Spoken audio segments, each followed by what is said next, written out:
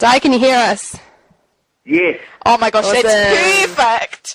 I'm really excited to talk to you. I think you're quite a cool person.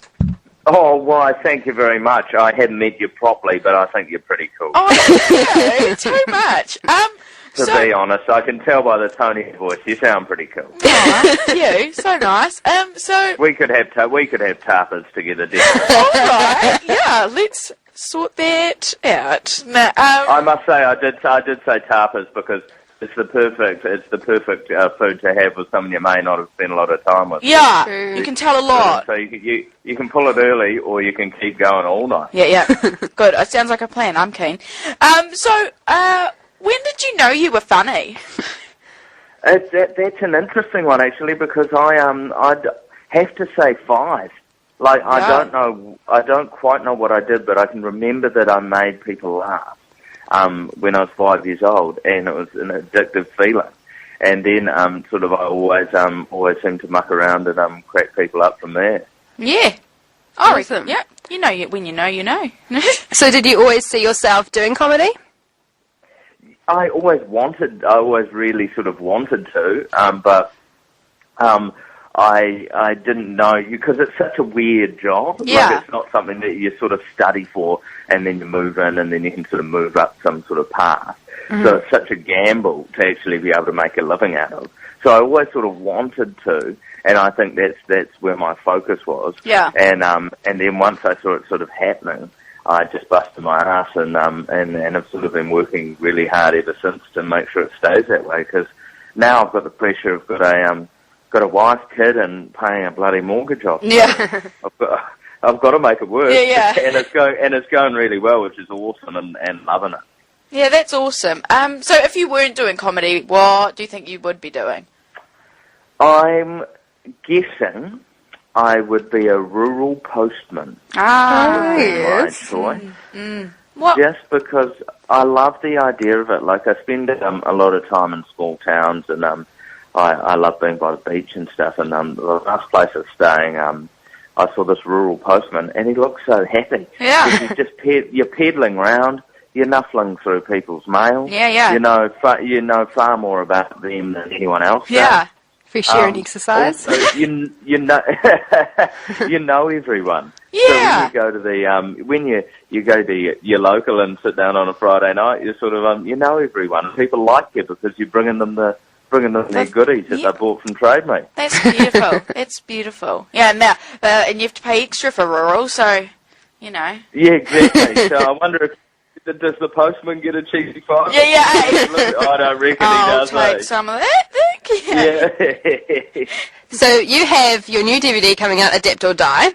Yes. Can you tell us a little bit about that? Well, my sort of thing was, I in 2009 I did a DVD, and that went out and that went really well. And I thought I wanted to do another one, but I sort of wanted to build up a show that I was really proud of, and I did this show that was about humans are awesome, let's celebrate. Because, I mean, at the moment, everything seems to be negative about humanity, yeah. whether it be the GCSB, whether it be we're obese, there's all this war going on, there's bloody terrorism. We're always focusing on the negative. So I thought, let's sit back and go, we're actually pretty awesome. We actually did a pretty good job. There are a lot of things. I mean, we invent planes, we invent an electric toothbrush, which is my favourite invention of all time. Yeah. A human has the chance to just get a forklift driver's license and stack pallets like a boss, you know? Yeah. A squirrel can't do that. No, they can't. A squirrel can't water ski, or a squirrel can water ski, but only if we let it. Yeah. Really. So the thing is, it's celebrating humanity. Yeah. It's just sitting back. It's lighthearted, celebrating humanity, and get it out there. And also, I thought, because these days everything's sort of online, I thought I'd take a leaf from Louis C.K., an American comic, and I just put it online for $10. Nice. So you can buy it online for $10, save pirating it. You can go to diespace.com and just cheeky tenner, there you go. Yeah. Awesome. That's awesome. Speaking of the GCS bill that you mentioned a little bit earlier, one of our listeners, Ben, texted in actually, and he asked, what are your opinions on the GCSB bill? Well, to be honest, I think it's bad. very bad. I don't want John Key looking in my window like the tradesman on Target.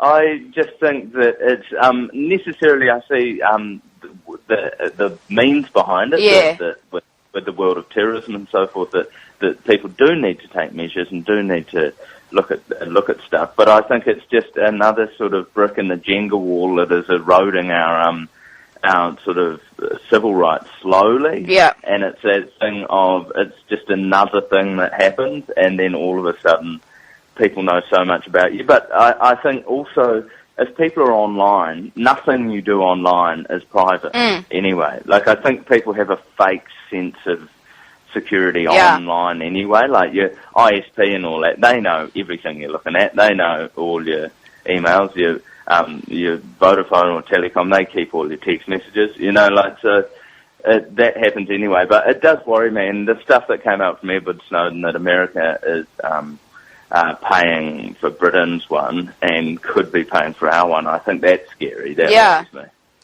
Well, now I feel afraid. No. Don't be afraid. Buy my DVD, that'll Keep your mind off things. Shameless plug. Yeah. So what's been your biggest achievement so far? I've sort of, if I look through it, I've sort of been very stoked to win awards here, like the Billy T and the Fred Award. But my biggest achievement personally would be I was invited to the Montreal Just for Laughs festival, which is a big worldwide festival. It's invite only. And I got asked to do the TV gala, and they liked my first spot so much they extended my TV gala spot. Yeah. And I was doing it with Joan Collins, which was really surreal, and I'm doing it with this guy Jeremy Piven, who played the manager on Entourage. Yeah. That was sort of a show. He was Ari Gold on that, and he sort of went on before me, and it was quite bizarre. So it's quite intimidating. Yeah. But then to go out and to nail it, like I nailed my set, but in front of a sort of Canadian and American audience who have no frame of reference of stuff. Yeah. That was a massive achievement for me, because it was like, oh wow, I could make it in America. Then I didn't at all, but but it was just that thing of going, that just sort of sat with me as something that I went, wow. I tried really hard and I nailed that. Yeah. So, how do you psych yourself up to say, you can do it when you're going up with such, big names like that? How do you be like, I actually am funny and I can do this? Yeah, that's the hardest part, because if you're ever going to doubt yourself, that's when you do it. Yeah. because also those people are going out there and they're getting laughed for the first minute or so, just because who they are. People are just watching them. And then it's now got a guy from New Zealand. And you've just, it's that weird thing of self-belief, that sort of thing of where you've sort of got to have a bit of arrogance but not too much. Yeah. Which is quite a fine line. Yeah, you don't want to be a douche, but you want to be a little bit confident. Yeah, exactly. but you've got to fill yourself with a wee bit of sort of confidence, that sort of wee bit of confident arrogance. I'm all good. Because the thing with comedy is you've got to look relaxed. Yeah. Because if you're looking nervous, people start feeling sorry for you, and that's the worst feeling you can have. And under those hot lights. If you're going, that poor guy. Yeah. That poor guy from New Zealand. he looks so nervous. Yeah. So you've got to be nice and casual. And, I sort of, a tip someone told me back in the day was that nerves and excitement are basically the same emotion. Yeah. So if you're nervous and you sort of just translate it to excitement, it calms you down. And that helped me, because I used to throw up before gigs. Man, I bet. Yeah, I understand that. Well, because, public speaking is technically what people think is their worst fear. Yeah. So, and I quite enjoy it, but then you add to that making people laugh. Yeah, regularly. That's hard. That's like what you're there for, eh? Yeah, exactly. And also, that's why I believe comedy is the most honest art form. Yeah. Because you can watch a play or you can go to an art exhibition and you can just nod your head and then afterwards go, that was amazing, darling. Yeah. But in a comedy show, you can't fake laughter. Yeah. So when you're on stage, you know exactly how well your night's going. Yeah. Yeah. Yeah. I think that's... Yeah, I really respect comedians, because I tried to be funny once in the school speech, and it was like, I never planned to be funny again, because it was horrific when they didn't laugh, and I thought it was funny. Oh, no, I feel for you so much. There's nothing worse when you've actually sort of written something and planned it. Yeah. And you say it. Oh, trust me, there's nothing like... When I was putting this DVD together, it's all brand new, right? Yeah. So there's the first third of the process is just writing, going to random gigs and trying some stuff. Yeah. And there's nothing worse than, like, I've been mowing the lawn, giggling to myself, going, oh, this is bloody funny, hilarious. yeah. Then go out and then launch into it at full swing and go, oh, they don't really find that funny. Yeah. It hurts. No, yeah, it does, let alone, and then it's sort of almost worse when you're going, yeah, I've got this bit's sweet. There you go, there's 5 minutes of my DVD sort of, and going, oh, no, there's not. Yeah. It is out. And I guess, like, a lot of it is, as well, kind of like first impressions. Like, some people might have not seen you before, and it's all about their first impression. Yeah. Like, setting the scene, because I remember, like, in high school, coming from a different school thinking I was a class clown, realising, no, these people don't find me funny, I'm going to be quiet now. Yeah, well, it's the sort of ease into it as well, because it's such a, humour is such a strange relationship with people, because I don't think anyone has figured out why people are funny, and why you laugh, because there's a shock sort of reaction where laughter is sort of a thing where it's something unexpected and you laugh, but there's no method to it. So when you think something might work, it just, and that's why I love just touring around and telling jokes and doing live shows. Yeah. Because, I mean, the DVD's called Adapt or Die. You have to adapt. Yeah. Or your show's going to go really bad. Yeah. You go out and you'll suddenly just find they're not getting those references, or you're being too high energy, or you're being too low energy. So you've just got to keep changing to make it work. Yeah. So what do you like to do in your spare time? In my spare time, I like to sort of play the music, basically. I like to play the piano. I make a lot of mix CDs, like I'm a 12-year-old kid going out with girls. Yeah. Make a lot of mix CDs and do gardening. Nice. I'm like the opposite of being really excited and crazy on stage. I really enjoy the chilled out simple. Yeah, I had this thing where, like, on a Sunday, a bit hungover, whatever, and watch like those shows like River Cottage and stuff. Yeah, Emmerdale. And go, oh my God, I'd love to have like a lifestyle blog. Yeah. And make my own cheese.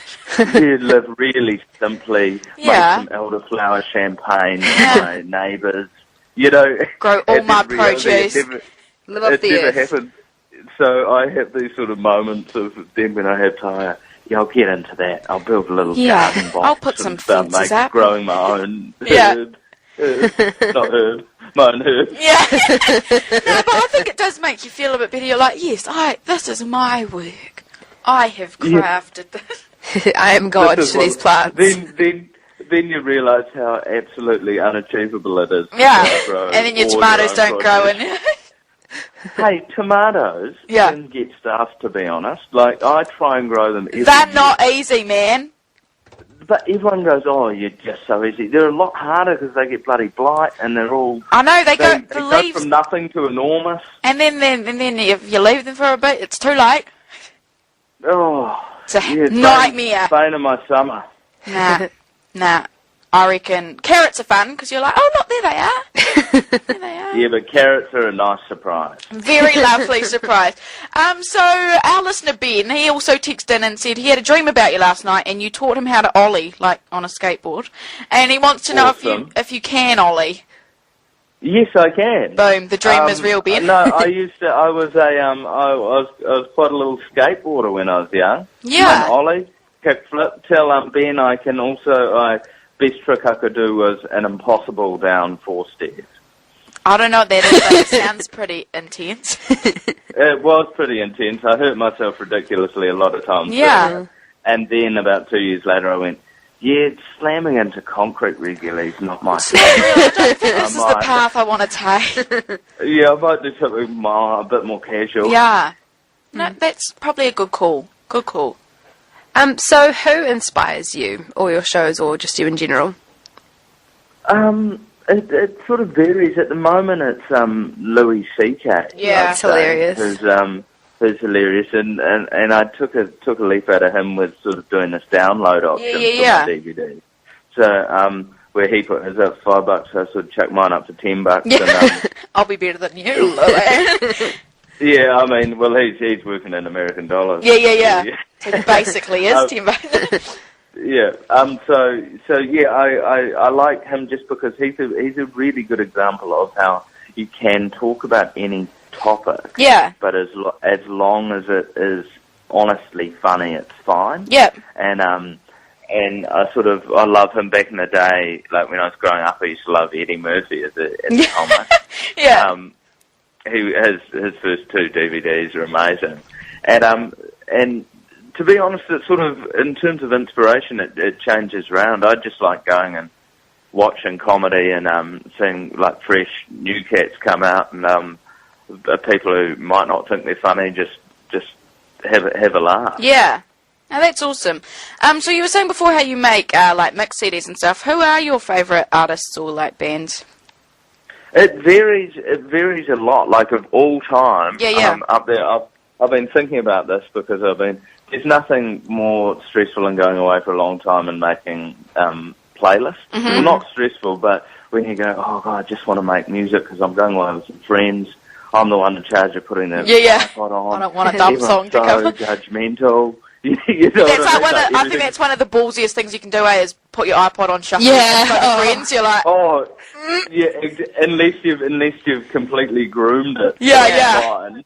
The problem is it's all going well, and then Michael Bublé comes out everywhere. Like, what's going on here? I had Ricky Martin come up on in a playlist, but thing is, because it was the end of the night, everyone was like drunk singing along to it, so it was okay. Un, dos, tres. I would say, like, of all time, Kings of Leon are up there for me. Beautiful. Just as they're a great, especially like their early albums are just such a great go-to band, you know. So they're my sort of chuck on at any time, and just go for it. But I must say, I sort of lean towards sort of a bit more chilled out stuff. I quite like Mike Snow. I love New Zealand music. Like I'm a big Black Seeds fan. Yeah. And I grew up with Barney from the Black Seeds, and always used to follow them round of a Kiwi summer, and it just makes me feel extremely happy listening to them. Yeah. And yeah, I'm pretty open stuff. I also like a bit of hip hop and so forth. Plus a bit of Jurassic 5. Been listening to a lot of Friendly Fires actually at the moment, which is good times. But yeah, I'm just a big music fan. Everything.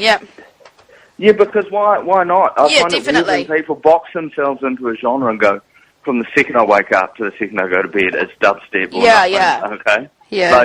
There's so much more you can listen to and get ideas from and stuff. Yeah, because every genre has great songs. Yeah. So you may as well just grab a bit here and there, and sure, it might not be to your taste, but the more open you are, and I think that translates to everything, even politics, is you've just got to be open to everyone's buzz. Yep. and then you'll see, if you take a little bit from everywhere, it's going to be fine. Do you like listen to music before you do a show to like pump you up, or do you just go? I sort of, after watching, you watch sports teams and that, and they're all got their beach headphones on, and they're all eyes closed and meditating with their tunes. I thought, I'll give that a go. That looks pretty cool. Yeah. And then realised it just puts me off. Actually listening to the music. Yeah. And not thinking about what I'm going to say. Yeah. And often with comedy, you're in a lineup show, so you're going on after people, and you've got to really listen to what they're talking about. Yeah. you don't want them to talk to Jake in the front row about his plumbing business, and you come straight out. G'day, mate. What's your name? Yeah. Oh, Jake. So you've got to sort of pay attention to what's going on. Yeah. And I just usually like quietness and watch the show. Yeah. So what are your plans for the future? Well, at the moment, it's sort of I'm in this really lucky position with 7 Days being on, and we've just New Zealand On Air have funded us again for next year, which is just phenomenal. Do you love doing that? Oh, it's the best job I've ever had. I mean, I love the guys who I'm on the show with, Paul and Jeremy. I've worked with them for years before this, and the reason why I think the show works is it's just mates having a laugh. Yeah. And we know exactly how far to push each other, how far we can push each other. And it's my favourite job. So I mean, long live that. And so at the moment I just sort of do that, and then in the breaks I try and travel a bit. I've just went over with my baby and my wife over to Bali, which is awesome. And so I try and do a bit more travel, and then I don't know what my next exciting move is. I sort of take it at 6 months at a time. Yeah. And get up through. We do Red Nose Day special 7 Days this Friday. Yes. Then in September we go right through to the end of the year. Then we're touring. We're heading down to Palmy to do a live 7 days. Awesome. And then next year we start filming. And I don't know. I like to leave a few things open and see. Yeah, just go with the flow, eh? Exactly. So here we asked this question at the Continental Breakfast. What fruit would you be if you were to be a fruit? Oh. I know it's a bit of a hard one, but... Probably a mango. Nice. What's your reasoning? My reasoning for the mango Yeah. is I haven't had a bad one. Nice. Yet. I'm sure they're out there. But, and also, I imagine I would have a massive pit. Yeah. You know how mangoes, the good thing about mangoes, you never get a bad one. The bad thing about mangoes is there's always far less mangoes. Yeah, you're like, it's like getting a bag of chips. You get more air than chips in a mango. You like get more seed than fruit.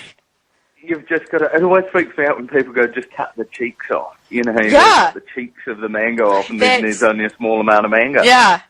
Thanks so much for your time, Dai. I had a really great time talking to you, and hopefully we can come and see, or you can come and see us when you come to Palmy. Oh, that'll be primo. Yeah, just hit me up. I'm Dai at daihenwood.com. Sweet as. Hit me up.